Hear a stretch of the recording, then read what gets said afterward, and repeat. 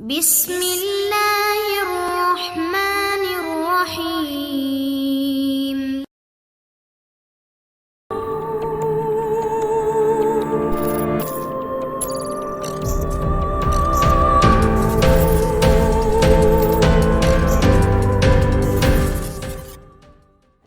السلام علیکم دوستو، Imran series novel calendar killer by Mazhar Kaleem. اگر آپ نے ابھی تک ہمارے چینل جاسوسی دنیا کو سبسکرائب نہیں کیا تو سبسکرائب کریں اور بیل آئیکن پر کلک کیجیے۔ زاریہ کے دارالحکومت سے تقریباً 50 کلومیٹر مشرق کی طرف ایک وسیع و عریض غیرآباد اور بنجر علاقہ تھا، جہاں فوجی گاڑیوں اور ٹینکوں کی بہت بڑی ورکشاپ تھی، اور اس ورکشاپ کا رقبہ تقریباً 30 کلومیٹر تھا، جس کے گرد خاردار تاریں لگی ہوئی تھیں، اور چاروں کونوں میں لکڑی کے کھمبوں پر لکڑی کے ہی پلیٹ فارم بنائے گئے تھے، جن پر فوجی سپاہی پہرے دیتے تھے، اور باقاعدہ ہلکی مشین گنیں اور طاقتور سرچ لائٹیں نصب تھیں۔ دارالحکومت سے آنے والی سڑک کا اختتام اسی ورکشاپ کے مین گیٹ پر ہوتا تھا۔ مین گیٹ فولاد کا بنا ہوا تھا۔ گیٹ سے پہلے ایک چھوٹی سی بند راہداری تھی، جس سے گزر کر ہی کوئی شخص مین گیٹ تک پہنچ سکتا تھا۔ راہداری کے سرے پر باقاعدہ فوجی چوکی موجود تھی، جہاں مشین گنوں سے مسلح سپاہی پہرا دیتے تھے۔ قریب ہی ان کا کیبن موجود تھا۔ ٹینکوں اور گاڑیوں کے لیے ورکشاپ میں آنے اور باہر جانے کے لیے مین گیٹ سے قریب ہی ایک راستہ موجود تھا، اور اس راستے پر کافی بڑی بند راہداری تھی، جس کے باہر بھی اسی طرح مسلح چوکی بنی ہوئی تھی۔ ورکشاپ میں ہر طرف ٹوٹی پھوٹی گاڑیاں اور ٹینک بکھرے ہوئے تھے۔ ورکشاپ کے درمیان میں ایک چھوٹی سی عمارت تھی، جس کے اندر مشینیں لگی ہوئی تھیں اور مرمت کا کام ہو رہا تھا۔ ورکشاپ کا عملہ تقریباً 20 افراد پر مشتمل تھا، جو نیلے رنگ کے مخصوص وردی میں ملبوس تھے، اور ہر ایک کے سینے پر اس کا نام، نمبر اور شناختی کارڈ آویزاں رہتا تھا۔ اس ورکشاپ کے عین نیچے زاریہ کی قومی سائنسی لیبارٹری موجود تھی، جو مکمل طور پر زیر زمین بنائی گئی تھی۔ اس لیبارٹری کا راستہ مین گیٹ کے قریب ہی تھا، اور مین گیٹ سے باہر موجود بند راہداری کے گرد زیر زمین جدید ترین کمپیوٹر نصب تھے، جو اندر جانے والے اور باہر آنے والوں کی مکمل چیکنگ کرتے تھے۔ ڈاکٹر راشیل اسی لیبارٹری میں کام کرتا تھا، اور جب سے اسے یہ اطلاع ملی تھی کہ کیلنڈر کلر اس کے پیچھے ہے، اس نے لیبارٹری سے باہر نکلنا ہی بند کر دیا تھا، اور لیبارٹری کے اندر بنے ہوئے رہائشی کوارٹروں میں سے ایک میں رہائش رکھ لی تھی۔ اسے معلوم تھا کہ لیبارٹری بے حد محفوظ ہے، اور کیلنڈر کلر کے ہاتھ لیبارٹری کے اندر تک کسی صورت بھی نہیں پہنچ سکتے، اس لیے وہ سمجھتا تھا کہ لیبارٹری میں وہ محفوظ ہے۔ آج بھی وہ لیبارٹری میں کام کر کے اپنے کوارٹر میں پہنچا ہی تھا کہ اچانک ٹیلی فون کی گھنٹی بج اٹھی۔ اس نے ٹیلی فون کا ریسیور اٹھا لیا۔ ٹیلی فون لیبارٹری کے مین ایکسچینج سے منسلک تھا، اور بغیر تسلی کے ایکسچینج آپریٹر لیبارٹری سے باہر کی کال نہیں ملاتا تھا۔ اس کی کال باقاعدہ ریکارڈ ہوتی تھی، اور اگر آپریٹر کو کال کے متعلق ذرا سا شک ہوتا تو وہ خود ایک خودکار کمپیوٹر کا بٹن دبا دیتا، جس کے ذریعے فوری طور پر پتہ چل جاتا کہ کال کون سے نمبر سے کی جا رہی ہے، اور پھر اس نمبر کے قریب چیکنگ اسٹیشن کو مطلع کر دیتا، اور اس طرح چند لمحوں میں کال کرنے والے کو پکڑ لیا جاتا، اور پھر اسے زاریہ کی خوفناک انٹیلیجنس بوچھاروں کے حوالے کر دیا جاتا، جو اس کے متعلق مکمل چھان بین کرتی۔ Hello doctor Rachel. Doctor Rachel نے جیسے ہی ریسیور اٹھایا تو اس کی آواز اس کے کانوں سے ٹکرائی۔ یس، بول رہا ہوں، آپ کی آؤٹ کال ہے، آپریٹر نے معنی خیز لہجے میں کہا، اور ڈاکٹر راشیل آؤٹ کال کے متعلق سن کر چونک پڑا، کیونکہ جب سے اس نے لیبارٹری میں رہائش رکھی تھی، وہ پہلی کال تھی جو باہر سے اس سے کی گئی تھی۔ کس کی کال ہے؟ آپ کی رہائش گاہ کے چوکیدار کی۔ کیا اس کی اسکریننگ کر لی گئی ہے؟ ڈاکٹر راشیل نے پوچھا۔ یس، ڈاکٹر راشیل، کمپیوٹر نے اوکے کر دیا ہے، کال کرنے والا واقعی چوکیدار ہے۔ اوکے، بات کراؤ، ڈاکٹر راشیل نے اس بار قدرے مطمئن لہجے میں کہا۔ دوسرے لمحے ایک ہلکی سی کلک کی آواز سنائی دی، اور پھر چوکیدار کی آواز اس کے کانوں میں پڑی۔ ڈاکٹر راشیل، میں چوکیدار اوتھام بول رہا ہوں۔ کیا بات ہے اوتھام، مجھے کیوں کال کی ہے؟ ڈاکٹر، اب سے 1 گھنٹہ قبل کوٹھی کی کال بیل بجی، میں نے گیٹ مائکرو فون پر بات کی تو کال بیل بجانے والے نے کہا کہ وہ پاک ایشیا سے آیا ہے، اور اس کا نام ڈاکٹر اعظم ہے، اور وہ آپ سے ملنا چاہتا ہے۔ ڈاکٹر اعظم؟ مگر وہ یہاں کیسے آ گیا؟ ڈاکٹر راشیل ڈاکٹر اعظم کا نام سن کر بری طرح چونک پڑا۔ یہ تو میں نہیں جانتا، بہرحال میں نے اسے کہہ دیا کہ ڈاکٹر راشیل موجود نہیں ہیں۔ اور اس کے ساتھ ہی کال بیل کا سلسلہ کاٹ دیا۔ مگر چند لمحوں بعد ایک شخص افقی دیوار سے چڑھا۔ میں نے اس پر فائر کیا، مگر اس دوران شمالی دیوار سے ایک اور شخص چڑھ کر اندر کود گیا۔ گونگے کتے اس پر چڑھ دوڑے۔ میں اس کی طرف متوجہ ہوا تو افقی دیوار سے بھی ایک آدمی اندر کود آیا۔ انہوں نے کتے کو ہلاک کر دیا اور مجھ پر فائر کر کے مجھے نہتا کر دیا، چوکیدار نے بیان دیتے ہوئے کہا۔ اوہ، پھر کیا ہوا؟ ڈاکٹر راشیل نے جواب دیا۔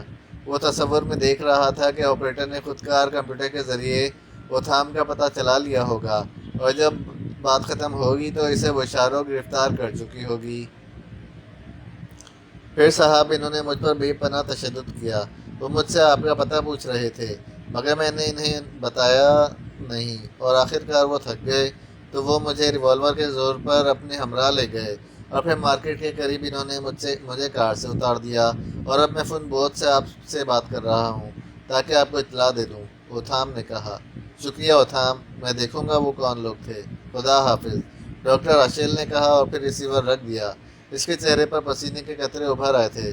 وہ سمجھ گیا تھا کہ یقیناً کیلنڈر کلر کے آدمی ہوں گے، مگر اسے اطمینان تھا کہ وہ جب تک لیبارٹری کے اندر موجود ہے محفوظ ہے۔ مگر اس کے ساتھ ساتھ وہ یہ بھی سوچ رہا تھا کہ آخر انہوں نے ڈاکٹر اعظم کا حوالہ کیوں دیا؟ یہی صورت ہو سکتی ہے کہ انہوں نے ڈاکٹر اعظم کو پکڑ لیا ہو اور اس پر تشدد کر کے یہاں کا پتہ معلوم کر لیا ہو۔ ابھی وہ انہی خیالوں میں گم تھا کہ کمرے کا دروازہ کھلا اور ایک مسلح چوکیدار اندر داخل ہوا۔ ڈاکٹر راشیل، آپ کو نمبر 1 نے طلب کیا ہے، میرے ساتھ آئیے، دربان نے سرد لہجے میں کہا۔ نمبر 1 نے؟ ڈاکٹر راشیل بری طرح چونک پڑا، کیونکہ نمبر 1 لیبارٹری کا چیف سیکیورٹی انچارج تھا، اور وہ اتنا سخت مزاج تھا کہ لیبارٹری کے تمام لوگ اس سے بری طرح خوفزدہ رہتے تھے، اور پھر اس کے اختیارات اتنے وسیع تھے کہ اس کے اشارے میں کسی بھی شخص کو گرفتار کیا جا سکتا تھا۔ جلدی کریں، نمبر 1 انتظار کر رہا ہے، اور آپ کو معلوم ہے کہ نمبر 1 کسی کا انتظار نہیں کرتا، دربان نے اس بار قدرے سخت لہجے میں کہا۔ ہاں چلو، ڈاکٹر راشیل نے اٹھتے ہوئے کہا، اور پھر وہ مختلف راداریوں سے گزرنے کے بعد لیبارٹری کی اصل عمارت سے نکل کر ایک طرف بنی ہوئی چھوٹی سی عمارت میں داخل ہو گئے۔ یہ سیکیورٹی آفس تھا۔ چند ہی لمحوں بعد ڈاکٹر راشیل ایک کمرے میں داخل ہوا، دربان باہر ہی رہ گیا۔ یہ ایک کافی بڑا کمرہ تھا جس کے درمیان میں ایک کافی بڑی میز موجود تھی۔ میز کے پیچھے کرسی پر نمبر 1 بیٹھا ہوا تھا۔ چہرے پر زخموں کے بے شمار نشانات تھے، آنکھوں میں ایسی چمک تھی کہ اس سے نظریں ملائی ہی نہ جا سکتی تھی۔ ڈاکٹر راشیل، بیٹھ جاؤ، نمبر 1 نے میز کی دوسری طرف پڑی ہوئی کرسی کی طرف اشارہ کرتے ہوئے کہا، اور ڈاکٹر راشیل خاموشی سے کرسی پر بیٹھ گیا۔ ڈاکٹر اعظم کون ہے؟ ڈاکٹر اعظم ایک جرمن سائنسدان ہے۔ دوسری جنگ عظیم کے خاتمے کے بعد وہ فرار ہو کر راجیشیا چلا گیا، اور پھر جب راجیشیا کے 2 ٹکڑے ہوئے تو اس نے اپنی خدمات پاکیشیا کے حوالے کر دیں اور اسلام قبول کر لیا۔ اس نے اپنا اسلامی نام اعظم رکھا ہے۔ اب وہ پاکیشیا کی کسی سائنسی لیبارٹری میں کام کرتا ہے، ڈاکٹر راشیل نے تفصیل بتاتے ہوئے کہا۔ وہ سمجھتا تھا کہ نمبر 1 کے سامنے جھوٹ بولنے والوں کا آخرکار کیا حشر ہوتا ہے، اور پھر وہ جھوٹ بولتا بھی کیوں؟ کیا وہ جرمنی میں تمہارا ساتھی تھا؟ نمبر 1 نے کچھ لمحوں کی خاموشی کے بعد پوچھا۔ جی ہاں۔ کیا تمہارا اس سے رابطہ قائم ہے؟ جی ہاں، ایک سائنس کانفرنس میں وہ ٹکرا گیا تھا، اس کے بارے میں معلوم ہوا، چنانچہ کبھی کبھی ہمارے درمیان خطوط کا تبادلہ ہوتا رہتا ہے۔ کیا اسے معلوم تھا کہ تم سلطان کالونی میں رہتے ہو اور ڈیفنس نمبر 2 میں کام کرتے ہو؟ اسے سلطان کالونی کی رہائش گاہ کا علم تو تھا، مگر لیبارٹری کے متعلق علم نہیں تھا۔ اسی لمحے کمرے کا دروازہ کھلا اور ایک نوجوان اندر داخل ہوا۔ اس کے ہاتھ میں سرخ رنگ کی ایک فائل موجود تھی۔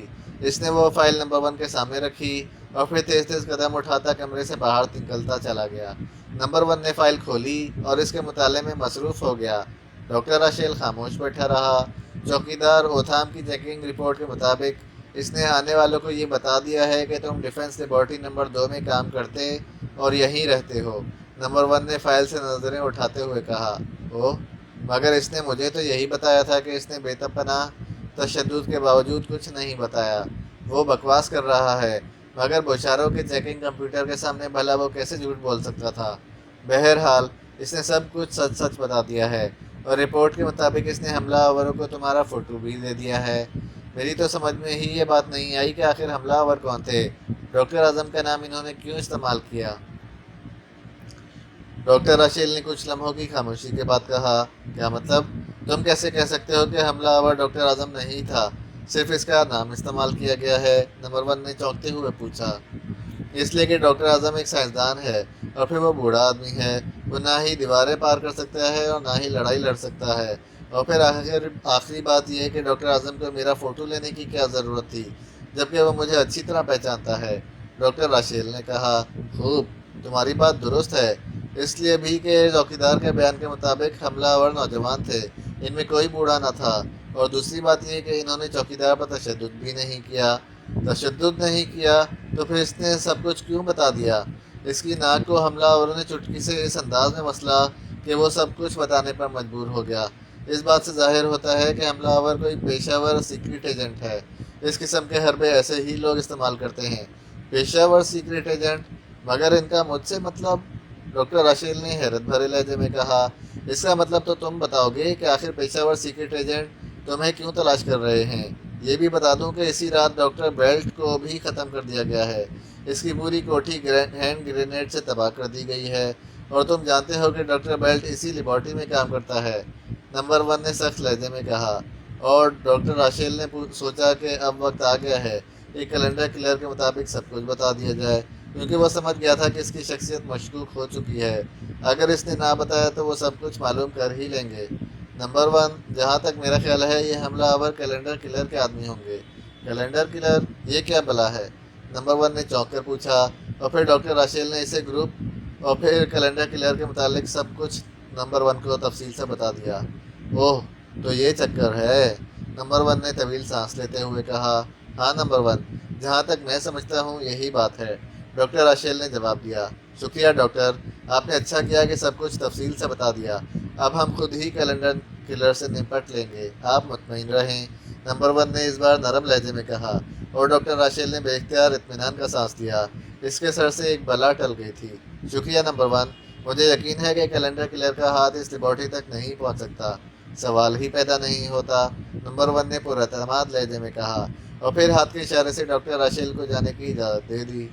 ڈاکٹر راشیل اٹھا اور کمرے سے باہر نکل گیا۔